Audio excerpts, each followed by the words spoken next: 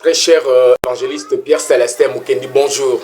Bonjour monsieur le journaliste. Comment vous vous portez? Super bien. Et l'église du Seigneur? Elle se porte à merveille. L'église va bien? Très très bien. Vous êtes sûr? Très très bien. Avec toutes ces divisions? Quelle division? Parce que je vous ai toujours dit que il faut faire la différence entre l'église du Seigneur et les bicoques des gens. Les bicoques des gens? C'est dans les bicoques des gens qu'il y a des... Il y a des bicoques des gens? Oui, qui se passent pour l'église. Vous savez, à la manière de la tour de Babel, je l'ai toujours dit, en Genèse chapitre 11, verset 1er là en descendant, les gens quand ils étaient ensemble dans la plaine de Shinéar, ils se sont dit, nous ne voulons pas être dispersés, soyons au même endroit, construisons une tour et une ville dont le sommet est au ciel. Le Seigneur était là au ciel, il dit, mais ça ce n'est pas ma pensée. Comment ces gens avaient voulu construire la tour de Babel? Ils ont dit, prenons des blocs ou des briques. Des briques cuites. Oui, cuisons ça dans le feu et que les briques nous servent de pierre. Donc les briques n'étaient pas de pierre, mais ils ont dit que les briques nous servent de pierre. Prenons les bitumes, que les bitumes nous servent de ciment. Donc les bitumes n'étaient pas du ciment. Ils ont cousu des choses semblables. Et Dieu est venu, il a renversé ça. L'objectif, ils se sont dit, faisons-nous un nom. Parlons le même langage, faisons-nous un nom pour que nous puissions monter et descendre. Nous voyons Dieu, nous retournons sur la terre. Lui est venu renverser tout ça. Aujourd'hui, les gens là sont éparpillés sur la face de la terre avec leur mentalité là. C'est pourquoi chacun a construit son histoire. Et il s'est fait un nom, 30e, 40e, RKCC, TPRK, toutes ces abréviations-là. Vous en connaissez autant? Oui, croyant qu'en entrant en ces choses, ils peuvent arriver au ciel. Alors que le seul chemin indiqué pour arriver au ciel, c'est Jean chapitre 14, verset 6. Qui dit quoi? Jésus-Christ a dit que je suis le chemin, je suis la vérité et la vie. Lorsque Thomas lui a demandé, mais Seigneur, nous ne connaissons pas où tu vas, comment pouvons-nous en connaître le chemin? Il a dit, j'ai le chemin. Je suis la vérité, je suis la vie. Donc toutes ces histoires ne sont pas églises. L'église du Seigneur Christ, c'est sa construction. Elle est érigée avec ses propres pierres. Comme il a déclaré lui-même en Matthieu chapitre 16, verset 18. Sur ces rocs, j'ai bâtirai mon église. Maintenant avec 1 Pierre chapitre 2, verset 3 jusqu'à 5, l'église c'est la maison spirituelle de Dieu, érigée avec des pierres spirituelles qui sont des êtres humains remplis du Saint-Esprit. Et aussi 1 Timothée chapitre 3, verset 14 jusqu'à 15. Je t'écris ces choses aussi longtemps que je tarde à venir vers toi, pour que tu saches comment on doit se conduire dans la maison de Dieu. Ce n'était pas un bâtiment naturel. Il dit que c'est l'église du Dieu vivant, la colonne et l'appui de la vérité. Donc l'église du Seigneur, qui est la construction spirituelle, donc est en bonne santé et ne peut pas être divisée. Ce qui se divise, ce sont des choses des hommes. Mais seulement, il y a des enfants de Dieu qui se retrouvent égarés. Lorsqu'ils se retrouvent dans un bâtiment, dans une histoire d'un humain, qui se passe pour le numéro 1, les propriétaires, les visionnaires, donc les visionnaires. C'est lui qui a commencé son histoire, ainsi de suite. Là, quand la voix de Dieu retentit, comme nous sommes en train de la faire retentir ici, non, les gens sortent. Nous étions égarés, nous allons rencontrer la voix du bon berger. Il n'y en a pas qui sortent de chez vous pour aller ailleurs. Si dans l'assemblée chrétienne, les gens arrivent à fuir l'évangile, conformément à Jean 6, verset 60 en descendant. Ça s'est fait avec le Seigneur quand il était encore dans la chair sur la terre. Ses disciples là ont dit, bon, cette parole est dure. Donc ceux qui fuient, ils disent que c'est dur. Donc nous ne convenons pas de respecter la parole de Dieu. C'est ça. C'est pourquoi, vous voyez, on peut dire, il y a personne qui a quitté, qui a fui. C'est-à-dire, il a trouvé la parole est difficile. Il ne peut pas la supporter. Mais pour les gens destinés au salut, ils doivent se conformer à l'évangile. Ils ne peuvent pas, non, mettons la parole de donc l'évangile ne doit pas suivre leur caprice, mais eux doivent suivre les prescrits de l'évangile. Tout à fait. J'ai toujours apprécié. Mieux que ce qui se passe. Merci beaucoup. Alors aujourd'hui c'est dimanche. De quoi vous parlez? Vous avez été à la prédication. Aujourd'hui nous avons parlé avec Romains chapitre 8, verset 28 jusqu'à 30. Le thème c'est ceux que Dieu a connus d'avance. Donc ceux que Dieu a connus d'avance. C'est qu'il y a des gens que Dieu a connus d'avance. Tout à fait. Et pour le prouver, il les a prédestinés à être à l'image de son Fils. C'est-à-dire qu'il a préparé ces gens-là pour qu'ils portent l'image de son fils. Oui. Et pour prouver qu'il les a prédestinés comme ça, il les a appelés à son évangile. Oui. Pour prouver qu'il les a appelés, il les a justifiés, il a pardonné leurs péchés et il les a glorifiés, c'est-à-dire leur accordé son esprit. Oui. C'est pourquoi nous avons mis l'accent sur le point que Dieu qui a créé toutes choses, il connaît toutes ses créatures. Mais quand il commence à dire qu'il y a des gens qu'il a connus d'avance et les autres, il leur dit « je ne vous ai jamais connus ». Ça, c'est une connaissance extraordinaire. C'est ça, regarde la vie éternelle. Mais de manière générale, il connaît toutes ses créatures. Maintenant, pour ce qui concerne la vie éternelle, il connaît les gens qu'il a préparés pour la vie éternelle. Il connaît également les gens qu'il a préparés pour la perdition. C'est-à-dire qu'il y a des gens qui, même s'ils prient comment, même s'ils gênent comment, même s'ils vont dans des montagnes plusieurs fois, ils n'auront pas la vie éternelle. Absolument. Ils ne seront pas sauvés. Ils ne seront pas sauvés. Dieu n'est pas injuste. Cette question a été posée en 9. Oui. Verset 10 en descendant, lorsque l'apôtre Paul paraphrase l'histoire de Genèse, là où il y a eu la naissance d'Ésaü et Jacob, les deux enfants qui étaient dans le ventre de Rebecca. La Bible dit que quand ces enfants étaient encore dans le sein de leur mère, Dieu avait jeté son dévolu sur Jacob et il avait rejeté Ésaü. Ces enfants n'avaient rien fait. Vous voyez que le choix de la prédestination, le choix de Dieu ne regarde pas ce que nous avons été. Était-ce de l'injustice de la part du Seigneur? C'est la question que Paul a même répondu. Dieu n'est pas injuste, mais c'est sa souveraineté. C'est pour dire que dans sa préscience, dans sa prédestination, dans son dessein, il avait déjà préparé ceux-là qui doivent être sauvés et ceux qui doivent se perdre. Comme vous l'avez dit là-bas. Si quelqu'un s'est infiltré dans les choses de Dieu, infiltré. Oui, ils peuvent arriver même au rang du prédicateur, mais sa finalité est bizarre. Donc la fin de tout ce qu'il fait, lorsqu'il sera dévoilé, lorsqu'il sera connu de tous, eh ben, c'est sa honte, sa chute. Comme Babylone, oui. Babylone, ça a été certain. Donc elle n'est pas à douter. Elle n'est pas à douter. Donc il y a des gens comme ça, Dieu qui connaît, parce que nous, il nous a cachés. Mais nous découvrons que telle personne a été destinée au salut à partir de l'appel de Dieu. Quand vous voyez la personne venir à l'évangile et se conformer à l'évangile, cette personne ne peut jamais mourir sans rencontrer l'évangile.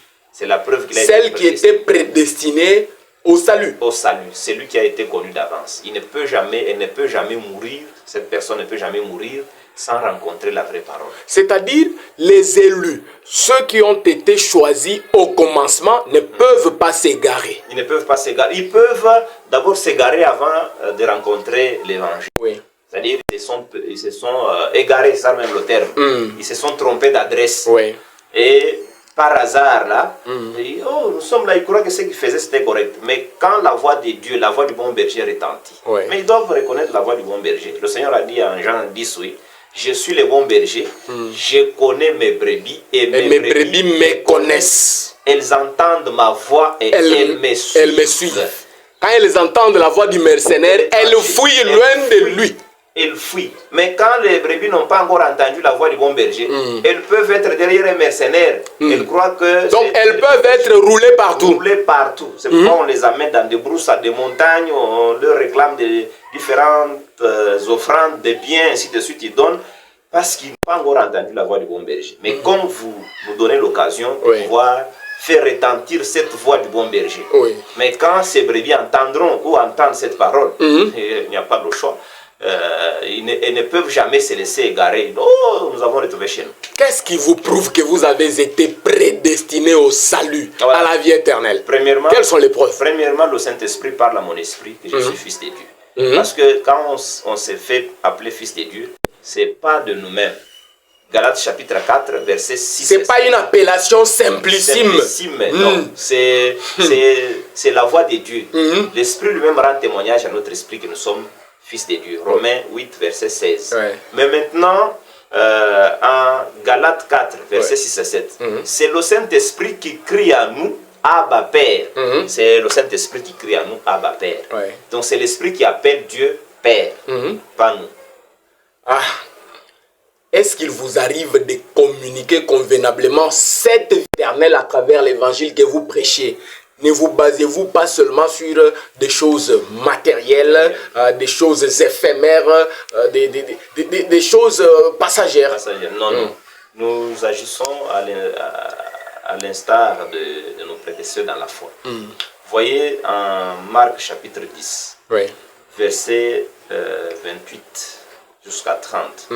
Simon-Pierre avait posé la question, Seigneur, mais nous avons tout quitté, nous t'avons suivi, nous aurons quoi au retour? Il a dit, vous aurez les 100%. En termes de récompense. Tout à fait. Vous aurez les 100% de ce que vous avez laissé. On va vous ajouter les persécutions, mais à la fin, c'est la vie éternelle. Donc, la base de notre prédication, c'est Jean 3,16. Car Dieu a tant aimé le monde qu'il a donné son Fils unique, afin que quiconque croit en lui ne périsse point, mais qu'il ait la vie éternelle. Donc, les matériels, non. 2 Corinthiens chapitre 12, verset 14, en descendant, Paul dit que je me prépare pour venir chez vous. Que ce soit la première fois, quand j'étais venu, la deuxième ou cette troisième fois, pour laquelle je me prépare pour venir chez vous là, je ne serai jamais à votre charge. Parce que ce ne sont pas vos biens que je cherche, mais c'est vous-même. Je cherche vos âmes pour les amener. C'est le même cas avec vous? C'est le cas avec moi. Le même cas avec moi. Vous n'aimez pas l'argent? Bon, j'aime l'argent. Vous n'aimez pas les biens matériels? L'évangile ne peut pas être pour moi une source de gain. Vous voyez, la piété, l'attachement à Dieu, comme Paul l'a dit en 1 Timothée 6, ne peut pas être pour moi une source de gain. Mais comment allez-vous survivre avec toute la charge sur vos épaules? J'ai fait un travail, je me débrouille aussi. Oui, parce qu'en 2 Thessaloniciens chapitre 3, verset 6 jusqu'à 10, le frère Paul, l'apôtre du Seigneur, dit que si quelqu'un ne veut pas travailler, qu'il ne mange pas non plus. Vous voyez, je vous apprécie. En fait, c'est votre travail. Merci. Donc, vous méritez une rémunération de cela.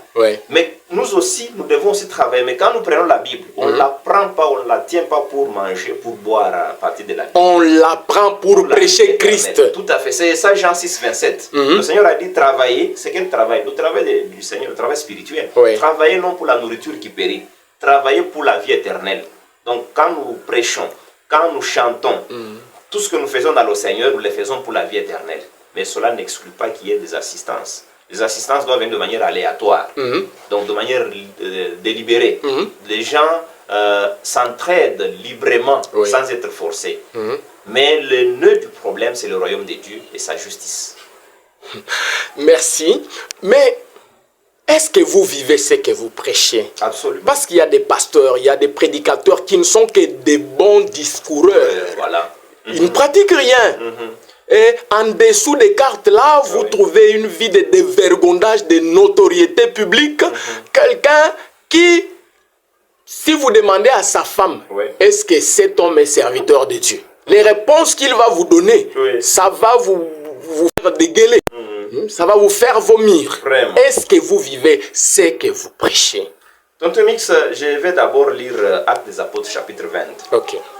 Regardez ce que le Seigneur est en train de déclarer dans la bouche de bien-aimé Paul, verset 28 en descendant. Il dit, prenez garde à vous-même et à tout le troupeau sur lequel le Saint-Esprit vous a établi évêque, pour paître l'église du Seigneur qu'il s'est acquise par son propre sang. L'église ne nous appartient pas, l'église appartient au Seigneur Jésus-Christ, parce que c'est lui seul qui a versé son sang pour l'avoir. Mais maintenant, nous nous sommes établis par le Saint-Esprit pour paître ces troupeaux, pour paître ces brebis là-bas. Nous devons le faire avec toute attention, tout respect. Alors il dit ceci, je sais qu'il s'introduira parmi vous après mon départ des loups cruels qui n'épargneront pas le troupeau. Là c'est Christ qui parle. C'est Paul. C'est Paul qui a entendu cela au 3e siècle. Donc Paul parle de la part de Christ. De la part du Seigneur. Donc il sait il dit qu'il y a des gens qui se sont ingérés, qui se sont infiltrés dans les affaires de Dieu, pas pour la cause noble de la vie éternelle, mais pour leurs intérêts mesquins. Pour leurs intérêts mesquins. Vous voyez, ce sont des loups. C'est Paul qui les appelle des loups. Des loups cruels. Ils ne peuvent pas épargner les brebis. Ils sucent les brebis. Ils escroquent les brebis de plusieurs manières. Il y en a même qui se sont infiltrés parmi les frères dans l'église du Seigneur. 1 Jean chapitre 2 en parle, les antéchrists. Donc, il peut parler. C'est une bonne question que vous m'avez posée. Merci. Il peut faire cet exposé très très bien. Vous savez que c'est... Faire un exposé magistralissime. Magistralissime. Merci beaucoup. Mais dans la pratique, zéro. Donc l'escroquerie est là, les vols, la prostitution, toute la pourriture du monde est là. Maintenant, Paul dit que, vous voyez quand il parle au verset d'en bas là-bas, Il dit que mes mains m'ont servi. Quand j'étais au milieu de vous, je n'ai pas convoité ni l'argent, ni l'or, ni les vêtements de quelqu'un. Mes mains m'ont servi à travailler pour subvenir à mes besoins et assister aussi les faibles. C'est qu'un prédicateur doit travailler. Tout à fait. Un serviteur de Dieu ne doit pas être chômeur. Chômeur, en train de lire les versets. Oh, mon travail, c'est lire les versets. Je le fais. Mais nous sommes dans une république où les chômeurs sont plus nombreux que les travailleurs. Oui, mais il faut se débrouiller. N'importe quelle occupation, ça va toujours vous aider à gagner. C'est rentable, hein? Oui, si vous le faites sérieusement. Sérieusement, le Seigneur va vous appuyer. Mais quand vous êtes là, au moins, mon problème, c'est... Vous êtes dans des magouilles. Tout ça, je dois lire seulement la... Dans des coups bas. Non, il ne faut pas que ça soit comme ça. Il dit que je n'ai envié ni l'or, ni l'argent, ni les vêtements de personnes. Mais même m'ont aidé à travailler pour subvenir à mes besoins, assister les faibles. Il dit, je l'ai fait comme ça pour vous laisser un exemple à suivre, un modèle à suivre. Donc, Paul est un modèle. Doit être modèle, c'est-à-dire même s'il prêche les libéralités, il faut qu'il fasse aussi ses libéralités. S'il prêche la sainteté, il faut qu'il soit saint, parce que c'est lui qui nous a appelés saints. Donc vivez ce que vous prêchez. Ce que vous prêchez. Regardez ce qu'il dit. Je l'aime beaucoup, l'apôtre Paul. Beaucoup ne l'aiment pas parce qu'il les a démystifiés. Paul, il est en train de dire ceci en 1 Thessaloniciens chapitre 2. Au verset 3, en descendant, il dit, car notre prédication ne repose ni sur l'erreur, ni sur des motifs impurs, ni sur la fraude. Mais selon que Dieu nous a jugés dignes de nous confier l'évangile, ainsi nous parlons, non comme pour à des hommes, mais pour plaire à Dieu qui sonde les cœurs. Donc vous voyez que l'évangile, quand nous l'annonçons, c'est pas pour plaire aux hommes. Oh, si je parle comme ça, ils vont... Ni pour faire plaisir à une certaine coterie. Catégorie ou une coterie, des conciliabules. Non, non. Je ne peux pas parler pour... Un club d'amis. Un club d'amis, non. Des amis qui se dorlotent, qui se cajolent entre eux dans les péchés. Vous comprenez? Et Paul l'a dit en Galates 1, verset 10, il dit, si j'ai parlé pour plaire aux hommes, là je ne suis pas serviteur de Christ. Il dit... jamais en effet, nous n'avons usé des paroles flatteuses. Ça c'est Paul, 1 Thessaloniciens chapitre 2, verset 5. Comme vous le savez, jamais nous n'avons eu la cupidité pour mobile. Dieu en est témoin. Parce que vous m'avez dit, est-ce que vous vivez ce que vous dites? Oui. Dieu en parce est que témoin. Vous dites que vous êtes prédestiné à la vie éternelle. Tout à fait. Dieu vous a choisi. Est-ce que vous avez des preuves? Est-ce que vous avez des signes? Tout à fait. Je suis en train de répondre à cette question. Nous n'avons pas cherché la gloire qui vient des hommes. Ni de vous, ni des autres. Nous aurions pu nous produire...